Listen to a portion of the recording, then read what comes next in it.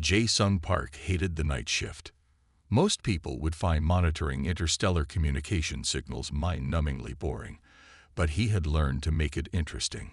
Tonight was different. Something felt off. The control room hummed with the soft glow of multiple screens. Rows of blinking lights and complex communication arrays surrounded him. Most of his colleagues believed tracking alien communication was a waste of time. They joked that listening to the universe was like trying to hear a whisper in a hurricane. Jae-sung was different. He had patience. He knew that patterns existed everywhere, even in the most chaotic systems. His fingers moved across the control panel, adjusting filters and scanning frequencies that most humans would consider complete nonsense. At exactly 2:37 a.m., something changed. A strange signal appeared on his secondary monitor. It wasn't like anything he had seen before. Most communication signals followed strict mathematical patterns. Alien civilizations prided themselves on perfect, predictable communication networks. This signal was different. It was messy, chaotic, almost human. He zoomed in, his coffee forgotten, and slowly getting cold beside him. The signal didn't make sense. It jumped between frequencies. It broke every single rule of standard communication protocols. If an alien communication expert saw this, they would immediately dismiss it as random noise. But Jae-sung saw something more. The signal had a strange rhythm. Not a perfect rhythm, but a rhythm nonetheless. It reminded him of how his grandmother used to hum while cooking, never quite on beat, but always somehow musical. This signal was doing the same thing with data. He began recording everything. His hands moved quickly, capturing every fragment, every strange burst of information. Most of his colleagues would have ignored this. They would have marked it as system interference and moved on. But Jae-sung knew better. Somewhere in the universe, something was trying to communicate, and it was using a language that didn't follow any known rules. The communication center was quiet. 3 other technicians worked their stations, mostly scrolling through social media or playing games on their secondary screens. They trusted the automated systems to catch anything important. Jae-sung never trusted automated systems completely. He remembered what his professor had once told him. The most important discoveries happen when someone pays attention to what everyone else ignores. The signal continued its erratic dance across his screens. It wasn't consistent. It wasn't predictable. It was almost alive. Jae-sung took a screenshot, then another. He began creating a complex map of the signal's movements. To an untrained eye, it would look like random dots and lines. But he saw something more. Each jump, each frequency shift seemed to have a subtle connection to the previous one. His computer started to struggle. The signal was complex, far beyond normal processing capabilities. Most systems would have crashed. But Jae-sung had modified this system himself, adding extra processing power and unique filtering algorithms. He leaned closer, his reflection visible in the dark screen. Dark circles under his eyes spoke of countless night shifts. His plain white shirt was wrinkled, and a half-empty energy drink sat next to his cold coffee. Something was happening. Something big. The signal continued its strange dance, unaware that it had captured the full attention of one curious human who refused to accept that anything in the universe was truly random. Little did Jae-sung know that this moment would change everything. Not just for him, not just for Earth, but for every civilization watching the stars. Sometimes, the most important messages come disguised as noise. And sometimes, only a human would be patient enough to listen. Vrel'Kos was not happy. And when Vrel was unhappy, entire star systems trembled. The meeting room was dark and cold, just the way Vrel liked it. Holographic displays flickered around him, showing hundreds of successful missions. Assassinations that had brought down entire civilizations. Governments toppled. Leaders eliminated. Perfect, calculated strikes that had made the Obsidian Collective the most feared organization in the known universe. But today, something was wrong. "Explain again," Vrel said, his voice a low, dangerous whisper. His three eyes narrowed, each one focusing on a different member of the Assassination Council. Rima, the lead strategist, stepped forward. Her skin was a metallic blue, shifting like liquid metal under the dim lights. "Sir, we have a problem with the human targets." The word human came out like a disease. Out of 217 confirmed assassination attempts, Rima continued, "We have a 100% failure rate with human targets. Our most advanced targeting systems are ineffective." The room went silent. Assassination was a science for the Obsidian Collective. They had reduced killing to a mathematical formula. Precision, calculation, absolute certainty. These were their tools. These were their weapons. Vrel remembered the first failed attempt, a human politician named Robert Blake.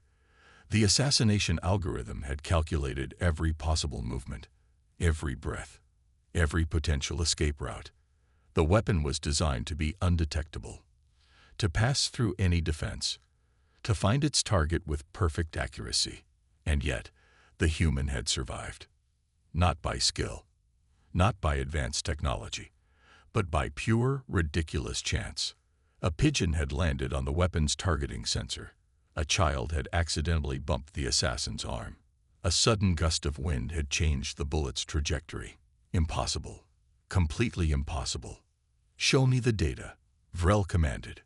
Rima activated the main holographic display.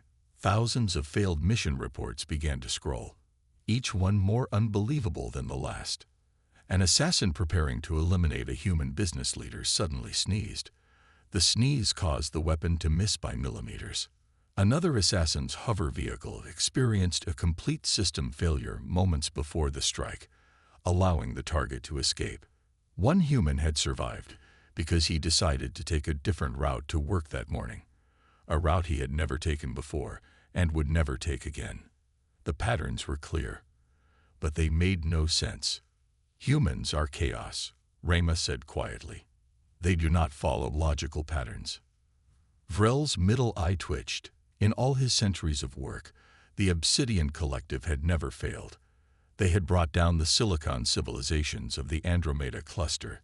They had eliminated the quantum-linked leaders of the Nexus Confederation. No target had ever survived. Until humans. "We need a new approach," Vrel said. His voice was calm, but everyone in the room felt the underlying threat. "Prepare our best assassin. We will solve this human problem." Rima knew what that meant. Their most advanced operative would be sent. An assassin with abilities beyond normal understanding. Someone who could adapt, who could calculate possibilities faster than most computers. Someone who would not fail. The holographic displays continued to show the failed human missions, each one a mockery of their perfect system, each one proving that humans were something different, something unexpected. Somewhere in the vast darkness of space, an assassin was being prepared, an assassin who would prove that no target could escape the Obsidian Collective. But the humans didn't know what was coming, and that made everything more interesting. The impossible target. Rima was perfect. At least that's what she believed about herself. Her body was a living weapon, genetically engineered, technologically enhanced, mathematically precise. The Obsidian Collective's most advanced assassin had never failed a mission. Not once. Her record was flawless, until she was given a target named Jae-sung Park. The mission looked simple on paper. Eliminate a low-level human communication technician working the night shift at the United Earth Space Agency. Simple, direct, impossible to mess up. Rima studied her target for weeks. She knew everything about Jae-sung, his work schedule, his morning coffee routine, the exact path he took from his tiny apartment to the communication center. She had calculated 3,742 possible elimination scenarios. Her weapon was a marvel of alien technology, quantum-locked, impossible to detect, capable of passing through any known defense system. It could find a target through walls, through energy shields, through entire buildings. On the night of the mission, Rima was ready. She positioned herself on a nearby building, her body perfectly camouflaged. Her targeting system locked onto Jae-sung's heat signature. The weapon was charged. The calculations were perfect. Then everything went wrong. A maintenance robot suddenly malfunctioned in the communication center. It rolled out of control, crashing into equipment and creating chaos. Jae-sung, who had been sitting perfectly still, jumped back just as the robot smashed into his chair. Rayma's first shot missed by millimeters. She recalculated, adjusted, prepared for another strike. A delivery drone, completely off its programmed route, crashed through the window of the communication center. Glass exploded everywhere. Jae-sung instinctively ducked, moving in a way that no predictive algorithm could have anticipated. Her second shot missed again. This was impossible. Rayma had eliminated targets in moving vehicles. She had killed leaders through multiple layers of protection. She had successfully assassinated targets in the middle of crowded spaces. But this human was different. A coffee cup fell. A wire sparked. Another robot moved unexpectedly.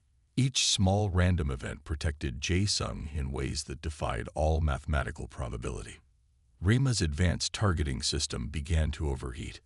The computer couldn't process the continuous stream of unexpected events. How could so many random things happen in such a short time? She watched in disbelief as Jae-sung continued working, completely unaware of how close he had come to death. He seemed calm, almost bored, as if surviving impossible situations was just another part of his day. The mission was becoming a nightmare. Her communication link with the Obsidian Collective crackled. "Status report," came Vrel's cold voice. Rayma couldn't admit failure. Not her. Not the most advanced assassin in the known universe. "Mission in progress," she lied. But the truth was different. Something was protecting this human. Something beyond technology. Beyond understanding. Random chance. Pure chaos. Impossible probability. Jae-sung Park finished his shift. He stood up, stretched, picked up his bag, walked out of the communication center. Another impossible survival. Rayma knew one thing for certain. She would try again. The Obsidian Collective did not accept failure. But for now, the human had won. And the universe watched and waited. The human puzzle. Dr. Hai-Jin Kim loved puzzles. But this was the biggest puzzle she had ever seen. Her research office was a mess of papers, digital screens, and strange alien communication logs. Most scientists would have given up. Most researchers would have called this project impossible. But Hai-Jin was not most scientists. She had been studying the strange reports about human survival rates, reports that made no sense, assassination attempts that failed in ways that broke every known scientific rule. "This is not normal," she muttered to herself. The computer screen showed hundreds of failed assassination attempts, each one more impossible than the last. Humans survived situations that should have killed them instantly. They escaped from scenarios that had zero probability of survival. One report showed a human diplomat who survived a direct weapon hit because a pigeon landed on the assassin's shoulder at the exact moment of firing. Another showed a business leader who avoided death because he decided to tie his shoe just seconds before an explosion. These were not lucky coincidences. These were something else. Hai-Jin began mapping the data. She used complex algorithms. She created detailed charts. She looked for patterns where no patterns should exist. And slowly, something strange emerged. Humans did not think like other species. Their decision-making process was completely different. Where other civilizations made perfectly logical choices, humans made choices that made no sense. A logical being would always take the safest route, always choose the most predictable path, always minimize risk. Humans did the opposite. They would suddenly change plans. They would make last-second decisions. They would do things that went against all rational thinking. This randomness was their defense. Hai-Jin remembered a story her grandfather used to tell, about a time when humans played a game called rock, paper, scissors, a game where the winner was chosen by pure chance. No advanced strategy could predict the outcome. That was humans in a nutshell. She pulled up more data, more reports, more impossible survival stories. One human survived a building collapse because he decided to go to the bathroom 5 minutes earlier than usual. Another avoided a car accident because he spilled coffee on his shirt and had to change. These were not accidents. These were a system of complete unpredictability. Hai-Jin looked at her research. She knew what she was about to say would sound crazy, but the data was clear. Humans were not just surviving. They were designed to survive. Their brains worked differently. Their decision-making was a weapon more powerful than any technology. She picked up her communication device. She needed to share her findings. The Obsidian Collective was hunting humans, but they had no idea what they were really dealing with. Humans were not just another species. They were something else entirely. And the universe was about to find out just how different they could be. The Obsidian Collective's main chamber was silent. Too silent. Vrelka stood at the center of a massive holographic display. Thousands of failed mission reports floated around him like ghosts. Each report was a nightmare. Each failure a puzzle they could not solve. "Explain," Vrel said. His voice was calm. But everyone knew that calm meant danger. San, the chief analyst, stepped forward. His skin was pale green, and sweat rolled down his forehead. No one wanted to be the messenger of bad news. "Sir," San began, "humans are not like any other species we have ever encountered." The holographic display changed. It showed human behavior patterns. Crazy, unpredictable, completely illogical. Where other species made careful, calculated decisions, humans did something else. They made choices that made no sense. Choices that broke every known rule of probability. A warrior would always choose the safest path. A leader would always select the most logical option. But humans, they did something different. They chose randomness. The display showed example after example. A human soldier who survived by running in the exact opposite direction of safety. A pilot who escaped danger by doing something so crazy that no computer could have predicted it. San continued his report. "Our predictive algorithms cannot work with human behavior. They are not just unpredictable. They are anti-predictable." Vrel's 3 eyes blinked. Slowly, carefully. "Anti-predictable?" he asked. "Yes," San replied. "Most species have patterns. Patterns we can study. Patterns we can use. Humans have no patterns, or better said, their pattern is to have no pattern." The room was full of the most advanced assassins in the universe. Beings who could calculate a target's movement years in advance. Beings who could eliminate a target from thousands of light years away. And they were afraid of humans. The holographic display showed more examples. Humans surviving situations that should have killed them instantly. Humans making choices that made no logical sense. Humans breaking every single rule of survival. Their brains are different, San explained. Where our species calculate, they feel. Where we plan, they react. Where we think, they imagine. Vrel moved closer to the display. His body was tense. His 3 eyes focused on different parts of the information. "So we cannot kill them," he said. It was not a question. "Not with our current methods," San confirmed. "Every attempt makes them more dangerous. Every failed mission shows they are something else." The room was quiet. The most feared assassin organization in the universe was admitting defeat, not to a superior weapon, not to a better defense system, but to randomness, to humanity.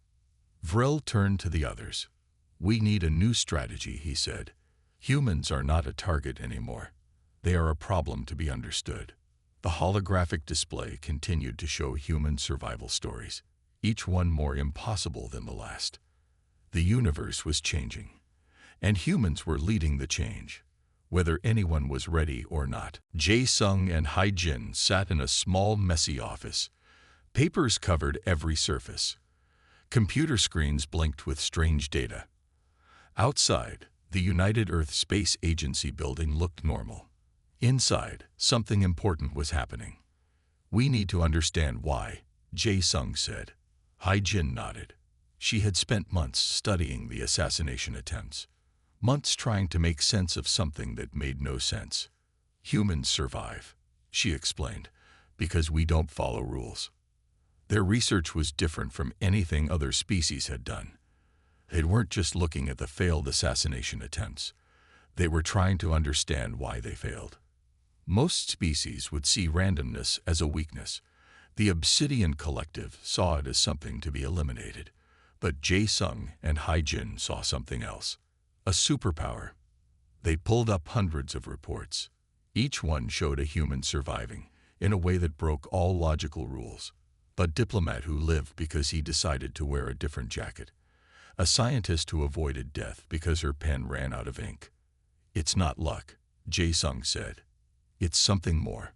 Hai-jin had created complex charts, complicated graphs, but the answer was simple. Humans did not think like computers. They did not follow perfect paths. They made choices that came from emotion, from gut feeling, from something impossible to calculate. The computer screen showed a simulation, a perfect alien assassination attempt, mathematically calculated, technologically advanced, impossible to survive. And then a human-based simulation ran. The human version was messy, crazy, unpredictable. The assassin's perfect shot would miss because the human would suddenly decide to tie a shoe, or look at a bird, or do something completely random. "We can turn this into a defense," Hai-jin said. They began building a framework, a way to understand human unpredictability, not as a weakness, but as a weapon. Most species made decisions based on facts, on data, on perfect calculations.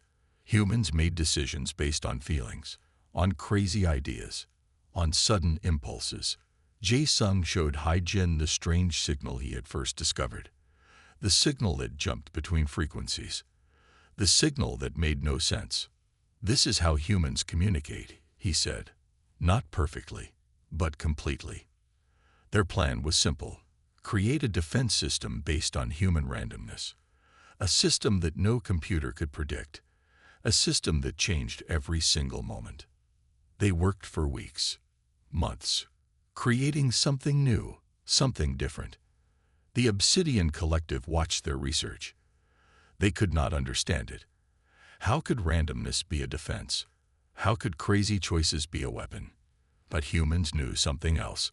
In a universe of perfect calculations, the most powerful weapon was the ability to be completely unexpected. Jae-sung looked at Hai-jin. "We're not just defending," he said. "We're showing the universe how humans survive." The computer screens continued to blink. The research continued. And somewhere in the vast darkness of space, the Obsidian Collective was learning a new truth. Humans were not a target. They were a force of nature. The diplomatic nightmare. The Galactic Confederation meeting room was designed to be perfect. Smooth walls, exact temperature, perfect lighting. Everything calculated to create the most efficient communication environment. Humans were about to destroy that perfection. 3 alien diplomats sat on one side of the massive circular table. They were from different star systems, different civilizations, but they all had one thing in common: complete confusion about humans. The human diplomatic team entered the room. They were not what the aliens expected. First came Mark, wearing a slightly wrinkled suit. His tie was crooked. One sock was blue. The other was green. Behind him, Sarah carried a stack of papers so disorganized they looked like they had been caught in a windstorm. The lead alien diplomat, a being named Krell, tried to maintain composure. "We need to discuss the human situation," he said carefully. Mark nodded. Then he spilled coffee on the important documents. Sarah didn't even look surprised.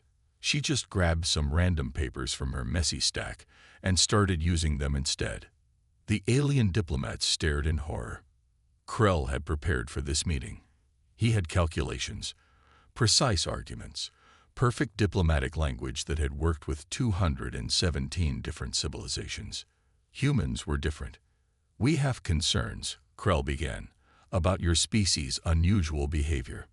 Mark looked confused. "Which behavior?" he asked. "The behavior that makes you impossible to eliminate," another alien diplomat explained. "Your random survival methods. Your complete lack of logical decision-making." Sarah pulled out a chart, but it was upside down and seemed to be about something completely unrelated to the discussion.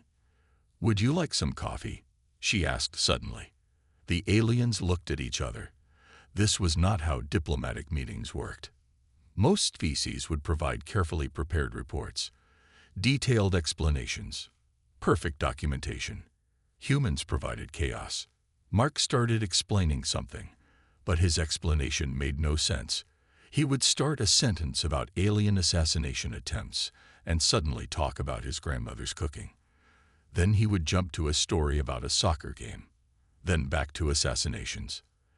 The alien diplomats' translation devices were working perfectly, but understanding, that was impossible.